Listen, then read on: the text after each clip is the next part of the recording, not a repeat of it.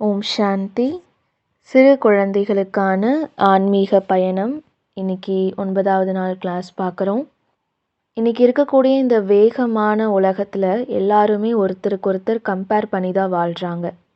அப்போது இந்த மாதிரி ஒரு கம்பேர் பண்ணி வாழ்கிற வாழ்க்கைக்கு நன்றி உணர்வு ஒரு மருந்தாக இருக்குது, மருந்தாக மாறலாம். உண்மையில் இந்த நன்றி உணர்வு நம்ம ஒவ்வொருத்தருக்குள்ளே நம்ம டெவலப் பண்ணிக்கும் போது நிறையா விஷயங்களில் நம்ம ஸ்டேபிளாக இருக்க முடியுது. ஏன்னா இன்னைக்கு உலகத்தில் நம்ம நிறைய சேலஞ்சஸ் ஃபேஸ் பண்ணிகிட்ருக்கோம், நிறையா டிஃபிகல்ட்டிஸ் ஃபேஸ் பண்ணுறோம். அப்போது அந்த டிஃபிகல்ட்டிஸ் எதிர்கொள்கிறதுக்கு கரெக்டான சக்தி நம்மக்கிட்ட இருக்கிறதில்ல.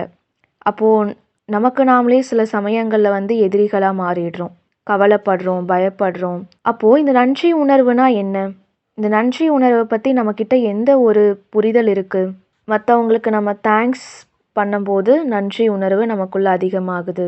இல்லை நம்ம வாழ்க்கையில் நம்ம இது வரைக்கும் எவ்வளவோ விஷயங்கள், நல்ல விஷயங்கள் அடைஞ்சிருக்கோம். அப்படி பார்க்கும்போது நம்ம லைஃப்பில் நம்ம நிறையா விஷயங்களுக்கு தேங்க்ஸ் சொல்லணும். அப்போது இது மூலமாக நன்றி உணர்வு அதிகரிக்குது.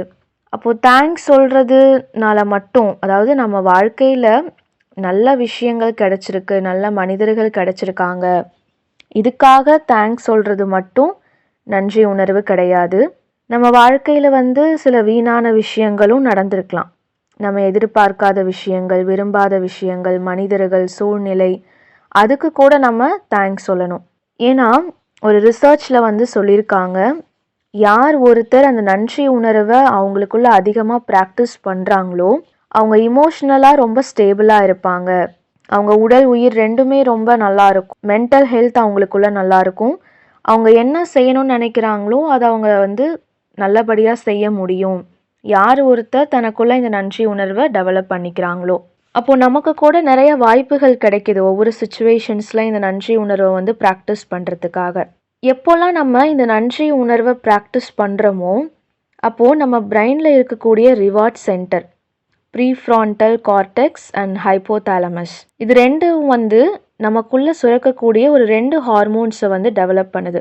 அதாவது டோப்பமைன், செரோட்டனின். இந்த 2 ஹார்மோன்ஸ் ஒரு நல்ல ஹார்மோன்ஸ், ஃபீல் குட் ஹார்மோன்ஸ், நம்மளை சந்தோஷமாக வச்சுக்கக்கூடிய ஹார்மோன்ஸ் இது ரெண்டுமே. எப்போ நம்ம நன்றி உணர்வை நமக்குள்ளே அதிகமாக ப்ராக்டிஸ் பண்ணுறோமோ அப்போது நம்ம பிரெயினில் இருக்கக்கூடிய இந்த 2 ஹார்மோன்ஸ் ஆக்டிவேட் ஆகுது. அப்போது இந்த ஹார்மோன்ஸ் ஆக்டிவேட் ஆகிறதுனால நம்ம சந்தோஷமாக இருக்க முடியுது. கேன்சர் பேஷண்ட்டுக்கெலாம் கூட இந்த ப்ராக்டிஸ் கொடுக்குறாங்க. ஏன்னா அவங்களுக்கு அந்த ஹார்மோன்ஸ் அதிகமாக சுரக்குதுன்னா அவங்க கொஞ்சம் அந்த வலியை மறந்துட்டு நல்லா இருக்க முடியும். ஸோ இந்த கிராட்டிடியூட், நன்றி உணர்வை நம்ம ப்ராக்டிஸ் பண்ணும்போது நம்ம எப்போவுமே இந்த மகிழ்ச்சியான நிலையில் நிலச்சிருக்க முடியும். ஈவன் நமக்கு ஏதாவது ஒரு சுச்சுவேஷனில் மன அழுத்தம் ஏற்படுது, நம்ம பழைய கணக்கு வழக்கு, பழைய விஷயங்களை பற்றி யோசிக்கிறோன்னா அதுலேருந்தும் நம்மளால் ஈஸியாக வெளியே வர முடியும். ஈவன் ரிசர்ச்சில் வேறு என்னென்னலாம் சொல்கிறாங்கன்னா, நல்லா தூங்கணும் அப்படின்னா இந்த நன்றி உணர்வு நமக்குள்ளே அதிகமாக இருக்குதுன்னா நமக்கு நல்லா தூக்கம் வரும். ஏன்னா நிறையா பேருக்கு நிறையா எண்ணங்கள்னால தூக்கம் வராது, ஸ்ட்ரெஸ்னால் தூக்கம் வராது. இந்த நன்றி உணர்வு இருக்கும்போது நமக்கு நல்ல ஒரு தூக்கம் கிடைக்குது. அண்டு டாக்டர் ராபர்ட் எமன், ஒரு ரிசர்ச்சர், இவர் ஒரு ரிசர்ச் பண்ணியிருக்காரு. முக்கியமாக எதுலன்னா இந்த நன்றி உணர்வு அப்படிங்கிற ஒரு தலைப்பில் ஒரு ரிசர்ச் பண்ணியிருக்காரு. அவர் என்ன சொல்கிறாருன்னா, எந்த மக்கள் தினமுமே ஒரு ஜேர்னல் எழுதுகிறாங்களோ, ஒரு புதினம் எழுதுகிறாங்களோ, அதாவது நன்றி உணர்வை பற்றி, தான் வாழ்க்கையில் நிறையா பேரை சந்திச்சிருப்பாங்க, அவங்களுக்கு ஹெல்ப் பண்ணியிருப்பாங்க, இல்லை தனக்கு யாராவது ஹெல்ப் பண்ணியிருப்பாங்க, நன்றி சொல்லியிருப்பாங்க. அப்போது யார் இந்த நன்றி உணர்வை பற்றி ஒரு ஜேர்னல் எழுதுகிறாங்களோ தினமும் அவங்களோட டைரியில் 25% அவங்களுடைய மகிழ்ச்சி நிலை அதிகரிக்குது. அதுவும் சாதாரண மனுஷங்களுடைய அந்த மகிழ்ச்சியை கம்பேர் பண்ணும்போது யார் ஒருத்தர் தினமும் இந்த நன்றி உணர்வு ஜேர்னலை எழுதுகிறாங்களோ அவங்களுடைய மகிழ்ச்சி நிலை 25% அதிகரிக்குது. அவங்க இமோஷ்னலாக ஸ்டேபிளாக இருக்கிறதுக்கு இந்த ஜேர்னல் ரைட்டிங் ரொம்ப ஹெல்ப்ஃபுல்லாக இருக்குன்னு டாக்டர் ராபர்ட் எமன் ரிசர்ச்சர் இந்த ரிசர்ச்சில் கண்டுபிடிச்சிருக்காரு. ஒரு தடவை ஒரு டீ மக் முழு நாளும் கம்ப்ளைண்ட் பண்ணிகிட்டே இருந்திருக்கு. அதாவது தினமுமே அந்த டீ மக் கம்ப்ளைண்ட் பண்ணிகிட்டே இருக்குமாமா. அப்போ ஒரு நாள் காலையில் அந்த டீ மக் என்ன கம்ப்ளைண்ட் பண்ணுதுன்னு நமக்கு காமிக்கிறாங்க. என் மேலே ஏன் தினமும் இப்படி சூடான டீயை ஊற்றுறாங்க, நான் மட்டும் ஏன் இந்த சூடான டீயை எனக்குள்ளே எடுத்துக்கணும், அந்த கிளாஸில் ஜூஸ் ஊற்றுற மாதிரி எனக்குள்ளேயும் ஜூஸ் ஊற்றலாம்ல, இல்லை காஃபி ஊற்றலாம்ல, காஃபி கப்பில் காஃபி ஊற்றுற மாதிரி.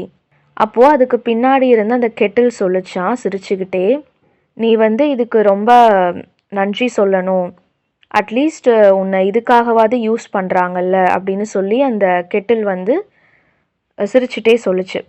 அப்போது அந்த டீ மகுக்கு பிடிக்கல, ஒரு மாதிரி கோவப்பட்டுட்டே யூஸ் பண்ணுறாங்களா, என்னை எப்போ பாரு அந்த சூடான டீயை குடிக்கிறதுக்கு தான் யூஸ் பண்ணுறாங்க, என்னை ரொம்ப டார்ச்சர் பண்ணுறாங்க அப்படின்னு சொல்லிச்சு.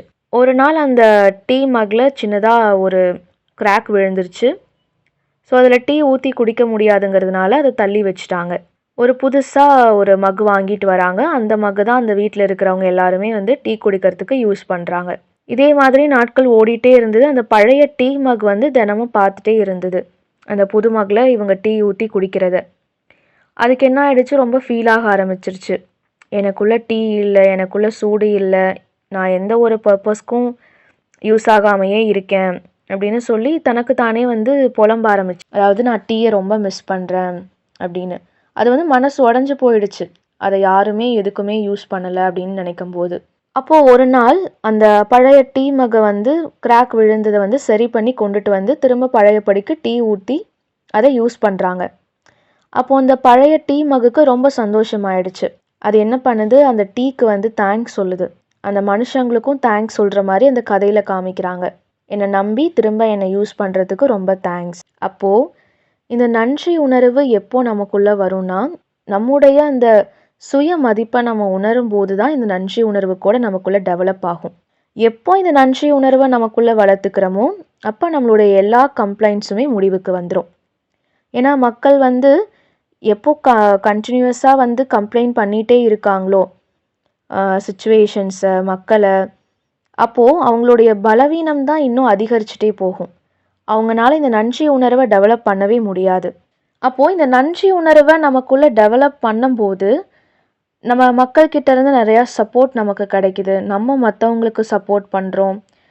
நிறைய பாடங்கள் ஒவ்வொரு சூழ்நிலைகள்லேருந்து நம்மளால் கற்றுக்க முடியுது. ஆனால் இந்த நன்றி உணர்வை நம்ம டெவலப் பண்ணும்போது நமக்கு சில தடைகள் ஏற்படுது. அது என்னென்ன தடைகள் அப்படின்னு சொல்லி நம்ம பார்க்கலாம்.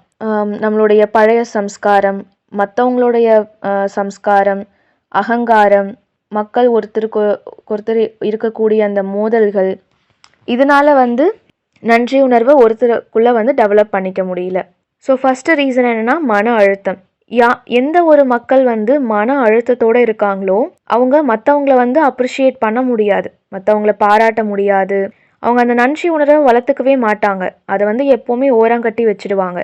அதனால் யாருக்கு அந்த மன அழுத்தம் இருக்கோ அவங்க ஒவ்வொரு சுச்சுவேஷன்ஸ்லேயும் ஒரு இடைநிறுத்தம் அவங்களுக்கு தேவைப்படுது. கொஞ்சம் அவங்களுடைய அந்த சுச்சுவேஷன்ஸ், அவங்கள சுற்றி இருக்கிற அந்த மக்களை ஒரு பாஸ் கொடுத்து அதை அவங்க வாட்ச் பண்ணனாங்க. அந்த சமயத்தில் மூச்சு பயிற்சி செய்யலாம், கொஞ்சம் நமக்குள்ளே ஒரு நல்ல சிந்தனைகளை கொண்டுட்டு வரலாம். அப்படி பண்ணும்போது ஓன் டைம் எடுத்து நம்ம பண்ணும்போது நமக்குள்ளே ஒரு பாசிட்டிவ் தாட்ஸ் இன்க்ரீஸ் ஆகும். அந்த பாசிட்டிவ் தாட்ஸ் நன்றி உணர்வு டெவலப் பண்ணுறதுக்கு ஒரு நல்ல சாவியாக இருக்கும். அடுத்து நம்ம இது நடக்காதுன்னு தெரிஞ்சும் ஒரு விஷயத்தில் எதிர்பார்ப்பு வைக்கிறோம் அப்படின்னா அந்த இடத்துல நன்றி உணர்வு கண்டிப்பாக டெவலப் ஆகாது. அதாவது நான் என்ன பெருசாக சாதிக்க போகிறேனோ அப்போ அந்த சமயத்தில் மட்டும்தான் நான் நன்றி உணர்வோடு இருப்பேன், நான் மற்றவங்கள அப்ரிஷியேட் பண்ணுவேன், அதே மாதிரி மற்றவங்க கூட என்னை பாராட்டணும் அப்படிங்கிற மாதிரி ஒரு எதிர்பார்ப்பு. ஸோ இந்த மாதிரி எதிர்பார்ப்பை நம்ம வச்சுட்டோன்னா நம்ம லைஃப்பில் நடக்கக்கூடிய சின்ன சின்ன விஷயங்களில் நமக்கு கிடைக்கக்கூடிய அந்த வெற்றி, சந்தோஷம், இதில் எதுலேயுமே நம்ம நன்றி உணர்வை கொண்டுட்டு வர முடியாது. அதனால் இந்த மாதிரி தேவையில்லாத எதிர்பார்ப்புகள் இருந்து நம்ம வெளியே வரணும். அடுத்து நமக்கு கடந்த காலத்தில் நிறையா நமக்கு இழப்புகள் ஏற்பட்டிருக்கும். அந்த மாதிரி இழப்புகளை பற்றி நம்ம யோசிக்கும் போது நம்ம நன்றி உணர்வோடு இருக்க முடியாது, மற்றவங்கள பாராட்ட முடியாது. அதனால் நம்ம என்ன பண்ணணும், அந்த இழப்புகள் நடந்த அந்த சூழ்நிலையை திரும்ப நம்ம யோசித்து பார்க்கணும். எதுக்காக யோசிக்கணும்னா அந்த சூழ்நிலையிலேருந்து கண்டிப்பாக நம்ம ஏதாவது ஒரு பாடம் நம்ம கற்றுட்டு இருந்திருப்போம். அப்போ அந்த பாடம் வந்து நமக்கு கற்றுட்டதுனால இன்றைக்கி நம்ம வந்து நிறையா விஷயங்களில் ஸ்டேபிளாக நம்மளால் இருந்திருக்க முடிஞ்சிருக்கும். இப்படி நம்ம பாசிட்டிவாக யோசிக்கும் போது அந்த நன்றி உணர்வு நமக்குள்ளே டெவலப் ஆகும். 4வது விஷயம் என்னென்னா கம்பேர் பண்ணுறது. இன்றைக்கி சோஷியல் மீடியாவில் நம்ம நிறையா ஷார்ட்ஸ் பார்க்குறோம், வீடியோஸ் பார்க்குறோம். அதில் ஒவ்வொருத்தங்க பண்ணக்கூடியதை பார்த்து நம்ம என்ன பண்ணுறோம், இவங்க எல்லாருமே ரொம்ப சந்தோஷமாக இருக்காங்க, இவங்க எல்லாரும் எவ்வளோ நல்ல நல்ல விஷயங்கள் பண்ணுறாங்க, பாராட்டு வாங்குறாங்க, ஆனால் நான் எதுக்குமே யூஸ் ஆகாமல் இருக்கேன், நான் ஒர்த்தே கிடையாது. இந்த மாதிரி நம்ம மற்றவங்களுடைய அந்த சரியான சைடை மட்டுமே பார்த்து நம்மளை நாமளே வந்து தாழ்த்திக்கிறோம். அப்போது அந்த சமயத்தில் நம்ம நன்றி உணர்வோடு இருக்க முடியாது. இன்னொரு விஷயம் என்னென்னா, நம்ம நன்றி உணர்வோடு இருக்கணும்னா ஒவ்வொரு ஆத்மாவுக்குள்ளேயும் ஒவ்வொரு தனிப்பட்ட குவாலிட்டிஸ் இருக்குது. அவங்க சோஷியல் மீடியாவில் ஃபேமஸ் ஆகுறாங்க, பாராட்டு வாங்குறாங்க, யூஸ்ஃபுல்லாக பண்ணுறாங்கன்னா அவங்களும் நிறையா பிரச்சனைகளை தாண்டி தான் வந்து இந்த மாதிரி ஒரு ஸ்டேஜ்க்கு வந்து வந்திருப்பாங்க. அப்போது நமக்கும் வந்து பிரச்சனைகள் இருக்குது, ஆனால் நம்ம அதை ஓவர் கம் பண்ணி வரணும். அதுக்காக வந்து மற்றவங்களோட கம்பேர் பண்ணி நம்மளை நாமளே வந்து தாழ்த்திக்க கூடாது. இந்த மாதிரி விஷயங்கள் தான் வந்து நமக்கு தடைகளாக இருக்குது, நன்றி உணர்வை நமக்குள்ளே டெவலப் பண்ண முடியாமல். ஒரு தடவை சீலிங் ஃபேன் இருக்குது, அது என்ன பண்ணுதுன்னா ஏசி கிட்ட வந்து பேசிகிட்ருக்கு. ஏசியை வந்து ரொம்ப புகழ்ந்து பேசுது. உன்னை பாரு, மனுஷங்க வந்து உன்னை சம்மர் சீசனில் எவ்வளோ யூஸ் பண்ணுறாங்க, என்னால் வந்து நிறையா வந்து கூலிங் தர முடியல, ஆனால் மனுஷங்க வந்து உட்கார்றாங்க, ஒரு ரிமோட்டில் வந்து பட்டன் ப்ரெஸ் பண்ணுறாங்க, நீ எவ்வளோ சிரிச்சுட்டே வந்து அந்த குளிர்ந்த காற்றை வந்து வெளியே கொடுக்குற, நீ ரொம்ப பவர்ஃபுல், நீ ரொம்ப கூலாக இருக்க, மாடர்னாக இருக்க, எல்லா மனுஷங்களுக்கும் உன்னை தான் பிடிக்குது, உன் மேலே எந்த கம்ப்ளைண்ட்டும் வர்றதே இல்லை. இந்த மாதிரி ஃபேன் வந்து தன்னைத்தானே தாழ்த்திக்கிட்டு அந்த ஏசியை பற்றி ரொம்ப புகழ்ந்து பேசிகிட்டே இருந்தது. அப்போ அந்த ஏசி சொல்லிச்சு, நீ இப்படியெல்லாம் நினைக்காத, மக்கள் வந்து எல்லா சமயத்துலேயுமே வந்து உன்னையும் யூஸ் பண்ணிக்குவாங்க. அப்போ ஒரு நாள் ஈவினிங் கரண்ட்டு போயிடுச்சு, ரொம்ப இருட்டாக இருந்தது, ரொம்ப சூடாக இருந்தது அந்த ரூமே. அப்போ அதில் வந்து ஒரு மனிதர் சொல்கிறாரு, கரண்ட்டு போயிடுச்சு, ரொம்ப சூடாக இருக்குது, அந்த ஃபேன் ஸ்விட்சை வந்து ஆன் பண்ணுங்க அப்படின்னு சொல்லும்போது, ஏன்னா அந்த ஃபேன் வந்து இன்வெர்ட்டரில் ஓட முடியும் இல்லையா, இன்வெர்ட்டர் யூஸ் பண்ணால் அந்த ஃபேன் வந்து ஓடும். ஸோ எப்போ அந்த ஃபேன் போட்டு அந்த ஃபேன்லேருந்து வரக்கூடிய அந்த காற்று அந்த மனுஷங்க வாங்குறாங்களோ அப்போ அவங்களுக்குள்ள அவ்வளோ ரிலாக்ஸாக ஃபீல் பண்ணுறாங்க, ரொம்ப சந்தோஷமாக ஃபீல் பண்ணுறாங்க. அந்த ஃபேனுக்கு வந்து ஒரு தேங்க்ஸ் சொல்கிற மாதிரி அந்த ஸ்டோரியில் காமிச்சிருக்காங்க. அப்போ தான் அந்த ஃபேன் வந்து தன்னுடைய சுய மதிப்பை வந்து ரியலைஸ் பண்ணுச்சு. ஏன்னா நம்ம எல்லாருக்குமே வந்து ஒரு பர்பஸ்க்காக தான் இந்த உலகத்துக்கு வந்திருக்கோம். நம்ம யாருமே வந்து யூஸ்லெஸ் கிடையாது. எந்த சமயத்தில் நம்ம மூலமாக எந்த காரியம் நடக்கணும்னு இருக்கோ அது கண்டிப்பாக நடக்கும். அதனால் ஒவ்வொரு சூழ்நிலையிலையுமே நம்மளை நாமளே வந்து ஊக்கப்படுத்திக்கணும். எக்காரணத்தை கொண்டும் நம்மளை நாமளே வந்து குறைச்சி மதிப்பிடக்கூடாது. அதே மாதிரி மற்றவங்களோட கம்பேர் பண்ணக்கூடாது. ஏன்னா நம்மளுடைய குவாலிட்டிஸ் வேறு, அவங்களுடைய குவாலிட்டிஸ் வேறு. அப்போது இந்த மாதிரி நம்மளுடைய ரோலை நம்ம பர்ஃபெக்டாக எல்லா காரியங்களும் செஞ்சு கரெக்டாக ப்ளே பண்ணிகிட்டே இருந்தால் எப்போ நம்மளுடைய ஒர்க் வந்து யாருக்கு தேவைப்படுதோ, எந்த சுச்சுவேஷனில் தேவைப்படுதோ அப்போது கண்டிப்பாக வந்து அதை கடவுள் யூஸ் பண்ணிக்குவார். இந்த மாதிரி நம்ம இருக்கும்போது ஆட்டோமேட்டிக்காகவே நமக்குள்ளே அந்த நன்றி உணர்வு டெவலப் ஆகும். மற்றவங்களுக்கும் நம்ம ஹெல்ப் பண்ணும்போது நன்றி உணர்வு டெவலப் ஆகும். அதே மாதிரி ஒவ்வொருத்தருக்கும் நம்ம இம்பார்ட்டன்ஸ் கொடுக்கணும். யாரையும் வந்து குறைச்சி மதிப்பிடக்கூடாது, நம்மளையும் குறைச்சி மதிப்பிடக்கூடாது, மற்ற மனிதர்களையும் வந்து குறைச்சி மதிப்பிடக்கூடாது.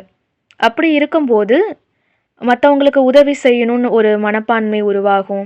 அந்த இடத்துல வந்து அவங்களுக்கும் நன்றி உணர்வு கிரியேட் ஆகும், நமக்கும் நன்றி உணர்வு கிரியேட் ஆகும். இன்றைக்கான ஜேர்னல் என்னென்னா, உங்களுடைய புக்கில் வந்து I am a grateful soul, அதாவது நான் நன்றி உணர்வு மிக்க ஆத்மா, எனக்குள்ளே வந்து நன்றி உணர்வு இருக்குது, நன்றி உணர்வு என்னுடைய நேச்சர்.